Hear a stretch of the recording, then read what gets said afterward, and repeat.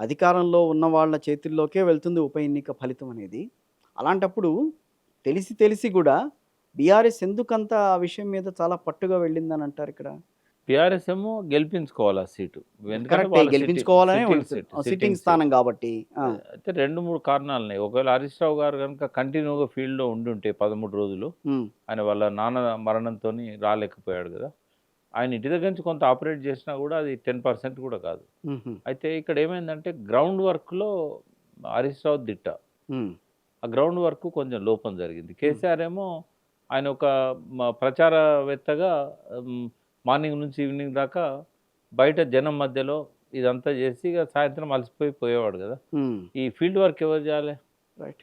తెర వెనుక చేయాల్సిన పని చాలా ఉంటదన్నట్టు. అవును. అయితే ఆయన తెర మీద ఉన్నాడాయన. మళ్ళీ మీరు 'హరీష్ రావు' గారిని వెనకాల తీసుకొస్తున్నారు. కవిత గారన్నారు. ప్రకాష్ గారు 'హరీష్ రావు' గారిని వెనకాలే నడిపిస్తూ ఉంటారు. ఆయనే నడిపిస్తూ ఉంటారని అన్నారు. ఎవరు నడిపించడానికి ఆయనేం చిన్న మనిషి గాదు గదా! నడిపించడానికి. అంటే ఆ! ఒకటేందంటే హరీష్ రావు గారు బీఆర్ఎస్‌కి ఒక ఆత్మ. హ్మ్. హ్మ్.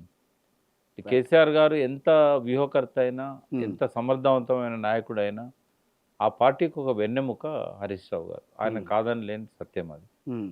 ఆయనను వీళ్ళెంత కాదనుకున్నా గూడా, ఆయన ఉన్న కాడ ఫలితం ఒక రకంగా ఉంటది. ఆయన లేని కాడ ఆ రిజల్ట్ మనకు కనబడుతది. ఆయన బాగా పోరాడే వ్యక్తి. ఎక్కడ ఏ బాధ్యత ఇచ్చినా గూడా చివరిదాకా పోరాడతాడు.